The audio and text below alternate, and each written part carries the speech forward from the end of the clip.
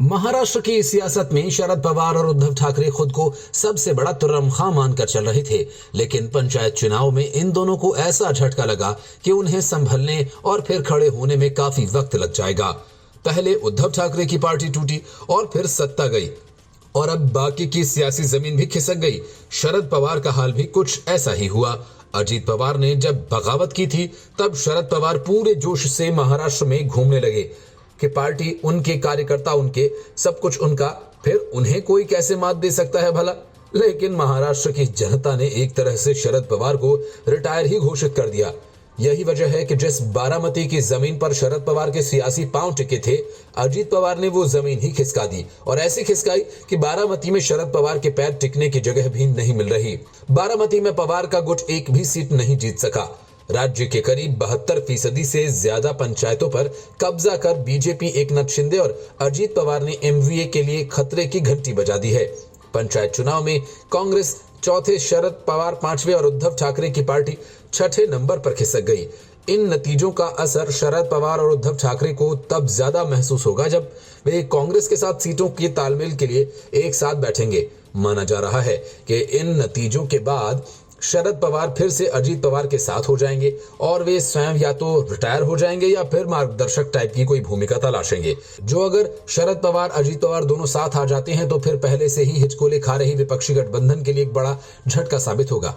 वैसे शरद पवार क्या कब करेंगे इसका अंदाजा बड़ों को नहीं है, लेकिन शरद पवार शायद अपने सबसे मुश्किल दौर में पहुंच गए हैं। पहले उनके भतीजे अजीत पवार ने पार्टी में सेंध लगा दी और जुलाई में विधायकों को लेकर डिप्टी सीएम बन बैठे। अब उन्होंने चुनावी मैदान में भी शरद पवार को पहला झटका दिया है। बारामती तालुका में 32 में से 30 ग्राम पंचायतों पर अजीत पवार के नेतृत्व वाले एनसीपी गुट ने कब्जा जमा लिया है। यही नहीं, बाकी 2 सीटें भी भाजपा के हिस्से में आई हैं। महाराष्ट्र में 2359 ग्राम पंचायतों और 130 सरपंच के पदों पर चुनाव हुए थे। इनमें से 1300 से ज्यादा पदों पर भाजपा, एकनाथ शिंदे के नेतृत्व वाली शिवसेना और अजीत पवार के एनसीपी गुट ने जीत हासिल की है। वहीं कांग्रेस, एनसीपी और उद्धव ठाकरे गुट को 1000 से कम सीटों पर संतोष करना पड़ा।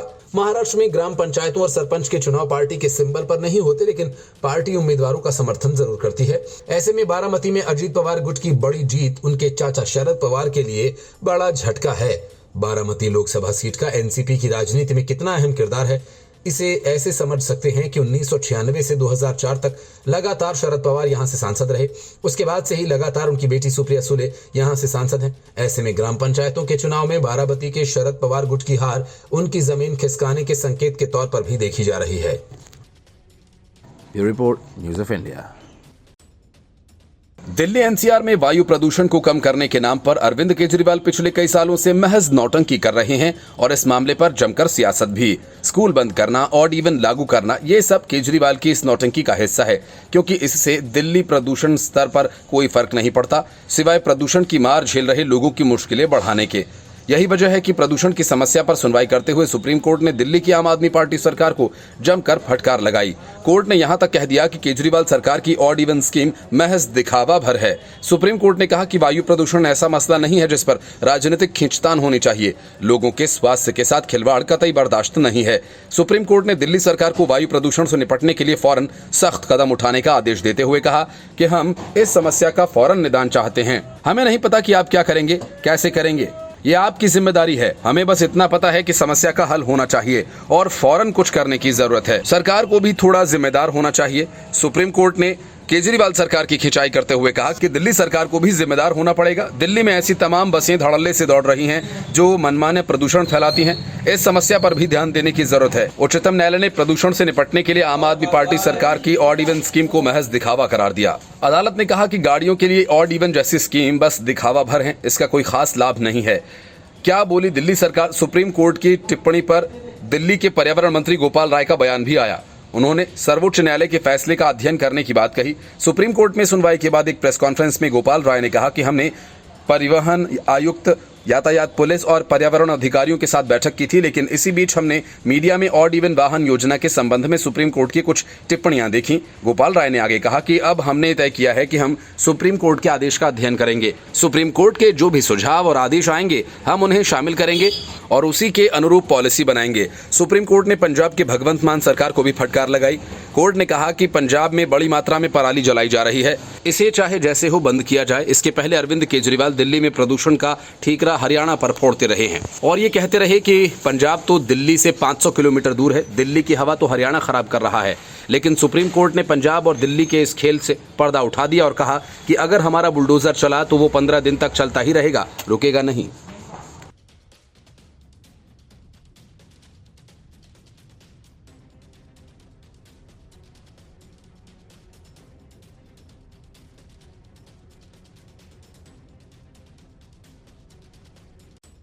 अरविंद केजरीवाल ने विधायकों के साथ बैठक कर इस बात के साफ संकेत दे दिए कि गिरफ्तार होने की सूरत में भी वे सीएम पद से इस्तीफा नहीं देंगे। ये बात केजरीवाल ने खुद नहीं कही, लेकिन बैठक में विधायकों की इच्छा को सबके सामने सौरभ भारद्वाज ने बता दिया। केजरीवाल गिरफ्तार होने के बावजूद भी सीएम बने रहेंगे। आतिशी मारलेना ने इसकी व्याख्या की और बताया कि केजरीवाल जेल से ही दिल्ली की सरकार चलाएंगे। हालांकि केजरीवाल चाहें तो बिना पद से इस्तीफा दिए जेल जा सकते हैं, लेकिन वहां बैठकर सरकार चलाना संभव नहीं है। केजरीवाल बिना पद छोड़े जेल गए तो इस बात की संभावना ज्यादा है कि राष्ट्रपति दिल्ली की सरकार को बर्खास्त करने का निर्णय ले लें, क्योंकि केजरीवाल जेल में ना तो कैबिनेट की मीटिंग कर सकते हैं और ना ही अधिकारियों के साथ बैठक। लेकिन आतिशी मारलेना का कहना है कि वे अदालत से इसके लिए इजाजत लेने का प्रयास करेंगी। असल में अदालत ने एक उद्योगपति को जेल में अपना छोटा सा ऑफिस बनाने की इजाजत दी थी, लेकिन जेल से अपना कारोबार करना और दिल्ली की सरकार चलाना दो अलग अलग बातें हैं। जानकारों का कहना है कि एक मुख्यमंत्री जेल में रहते हुए राज्य का प्रशासन नहीं चला सकता। कोई अदालत इस तरह की अनुमति नहीं दे सकती जिसमें कोई मुख्यमंत्री जेल से ही अपनी सरकार चलाए। अदालतों के निर्णय भी संविधान की किसी धारा या परंपरा से प्रेरित होते हैं। अदालतें भी इससे अलग हटकर कोई निर्णय नहीं देती। ऐसे में इस बात की संभावना कम है कि कोई अदालत केजरीवाल को जेल से सरकार चलाने की अनुमति दे। लेकिन ऐसी स्थिति में इस बात की संभावना बहुत अधिक है कि दिल्ली के उपराज्यपाल मुख्यमंत्री के सार्वजनिक कार्य के लिए उपलब्ध न होने के आधार पर राजधानी में कानून व्यवस्था के संकट में होने की रिपोर्ट दे दें। ऐसी स्थिति में गेंद राष्ट्रपति के माध्यम से केंद्र सरकार के पाले में आ जाएगी। अब ये केंद्र सरकार के विवेक पर निर्भर करेगा कि इस तरह की परिस्थिति में वह क्या निर्णय लेगी। इसके पहले केजरीवाल ने अपनी पार्टी के विधायकों के साथ आपातकालीन बैठक की। इस मीटिंग में विधायकों ने केजरीवाल से आग्रह किया अगर ईडी ने उन्हें गिरफ्तार किया तो भी वे सीएम पद न छोड़ें। केजरीवाल ने ईडी द्वारा भेजे गए समन को राजनीति से प्रेरित करार देकर जांच एजेंसी के समक्ष पेश होने से इनकार कर दिया था। विधायकों की मीटिंग के बाद दिल्ली के मंत्री सौरभ भारद्वाज ने कहा कि बैठक में मौजूद सभी विधायकों ने मुख्यमंत्री अरविंद केजरीवाल से कहा है कि अगर वह गिरफ्तार होते हैं तो भी वे मुख्यमंत्री बने रहेंगे, क्योंकि दिल्ली की जनता ने सरकार चलाने के लिए उन्हें जनादेश दिया है। सौरभ भारद्वाज ने कहा इन सभी विधायकों की एकमत से राय थी कि बीजेपी और नरेंद्र मोदी अरविंद केजरीवाल से डरे हुए हैं। बीजेपी जानती है कि वे चुनाव के जरिए केजरीवाल को सत्ता से बाहर नहीं कर सकती और ऐसा सिर्फ साजिश रचकर ही किया जा सकता है। उन्होंने कहा कि हालात ऐसे लग रहे हैं कि हम भी जल्द ही जेल में होंगे, इसलिए ये संभव हो सकता है कि आतिशी को जेल नंबर 2 में रखा जाए और मुझे जेल नंबर 1 में, और हम जेल के अंदर ही कैबिनेट की बैठकें करेंगे। हम ये सुनिश्चित करेंगे कि दिल्ली की जनता के लिए होने वाले कामों को रोका न जाए। केजरीवाल सरकार में मंत्री आतिशी ने कहा कि अगर सीएम को गिरफ्तार किया जाता है तो वे जेल से ही आधिकारिक कार्य करने की अनुमति मांगने के लिए अदालत का दरवाजा खटखटाएंगे।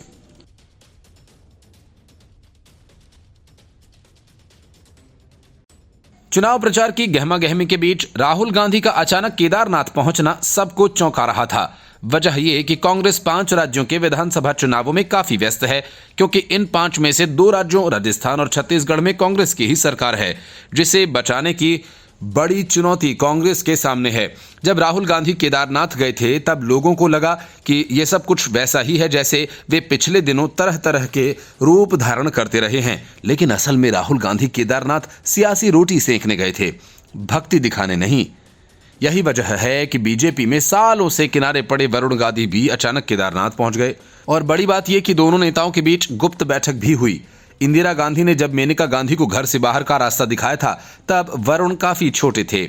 मेनका गांधी ने सबसे पहले संजय विचार मंच नाम की एक पार्टी बनाई, लेकिन चुनाव में उसे सफलता नहीं मिली। मुश्किल दौर से गुजर रही मेनका को तब बीजेपी ने सहारा दिया। बीजेपी में शामिल होने के बाद से अब तक मेनका कभी चुनाव हारी नहीं।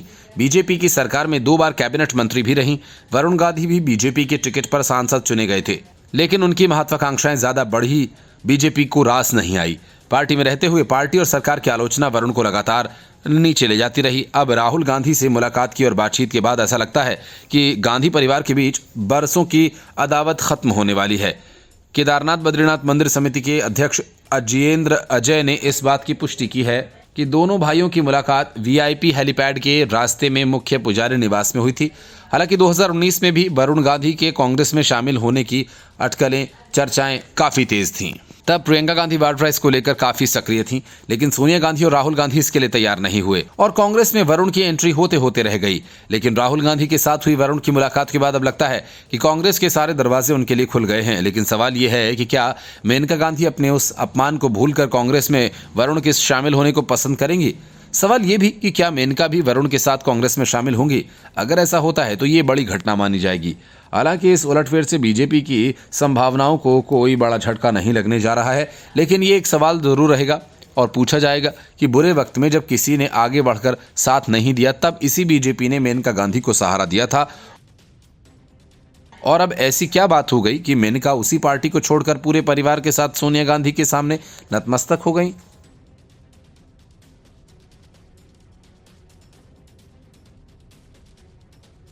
Report, news of India. पहले सीएम की कुर्सी और फिर पार्टी गंवाने के बाद उद्धव ठाकरे अब तक यही बताते रहे कि वे असली शिवसेना हैं और विधायक और सांसद भले ही साथ छोड़कर चले गए, लेकिन कार्यकर्ता और मतदाता उनके साथ है। कुछ ऐसा ही भ्रम शरद पवार ने भी पाला हुआ था कि अजीत पवार को पार्टी तोड़ने के बावजूद वे ही सबसे बड़े नेता हैं। कांग्रेस को राहुल गांधी की भारत जोड़ो यात्रा और विधानसभा में संख्या बल के हिसाब से दूसरे नंबर की पार्टी बन जाने का भ्रम था, लेकिन महाराष्ट्र के पंचायत चुनाव में एमवीए में शामिल इन तीनों पार्टियों के सारे भ्रम एक साथ टूट गए और बीजेपी, अजीत पवार और एकनाथ शिंदे के गठजोड़ ने बड़ी जीत हासिल कर ली। बड़ी बात यह कि जिस बारामती को शरद पवार अपना मानकर चल रहे थे, वहां से एक भी सीट उनके उम्मीदवार नहीं जीत सके। उद्धव ठाकरे का तो और भी बुरा हाल हुआ। उनकी पार्टी शिवसेना यूबीटी राज्य की 6ठे नंबर पर पहुंच गई। आंकड़ों के लिहाज से बात करें तो 2359 ग्राम पंचायतों में से अब तक कुल 2208 नतीजे घोषित हो चुके हैं। इनमें बीजेपी, शिवसेना और अजीत पवार गुट गठबंधन यानी महायुति ने 1336 ग्राम पंचायतों में जीत का परचम लहराया। वहीं महाविकास अघाड़ी, कांग्रेस, शिवसेना, उद्धव ठाकरे गुट और एनसीपी शरद पवार गुट को अब तक केवल 526 ग्राम पंचायतों में जीत हासिल हुई। इसके अलावा अन्य को केवल कुल 346 ग्राम पंचायतों में जीत हासिल हुई। कुछ ग्राम पंचायतों के नतीजे आना अभी बाकी है। बीजेपी समर्थित प्रत्याशी अब तक 655 पंचायतों पर कब्जा कर चुके हैं। सीएम एकनाथ शिंदे की शिवसेना 289 सीटों के साथ तीसरे स्थान पर है और 392 सीटों के साथ डिप्टी सीएम अजीत पवार की अगुवाई वाली एनसीपी दूसरे स्थान पर रही। कांग्रेस 271 सीटों के साथ चौथे स्थान पर है तो एनसीपी शरद पवार गुट 145वें स्थान पर। आंकड़ों के लिहाज से सबसे खराब प्रदर्शन उद्धव ठाकरे गुट का रहा। शिवसेना यूबीटी को अब तक महज 110 ग्राम पंचायतों में जीत हासिल हुई। बता दें कि महाराष्ट्र में कुल 2359 ग्राम पंचायतें, जिसके लिए 74% मतदान हुआ था। बारामती तालुका की जनता ने अजीत पवार के नेतृत्व का समर्थन किया। बारामती तालुका के 32 ग्राम पंचायतों के चुनाव की घोषणा की गई, जिनमें से एक ग्राम पंचायत निर्विरोध चुनी गई। बचे 31 ग्राम पंचायतों के नतीजों में अजीत पवार के गुट ने 31 ग्राम पंचायतों में से 29 पर सत्ता हासिल की है। 2 सीटों पर बीजेपी के उम्मीदवारों ने जीत हासिल की है, जबकि शरद पवार की झोली खाली रह गई। ये शरद पवार के लिए अब तक का सबसे बड़ा झटका है।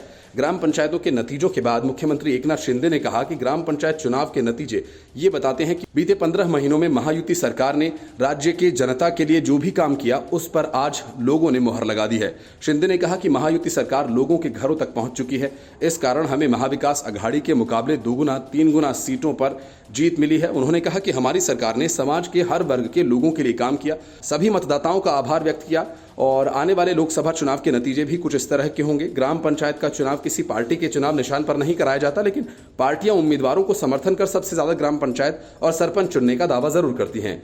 ग्राम पंचायत चुनाव में सबसे बड़ी जीत के बाद राज्य के उप मुख्यमंत्री देवेंद्र फडणवीस ने अपनी प्रतिक्रिया में कहा कि पंचायत से पार्लियामेंट तक बीजेपी। फडणवीस ने इस जीत का श्रेय केंद्र, राज्य की सरकार के काम के साथ साथ पार्टी के कार्यकर्ताओं को भी दिया।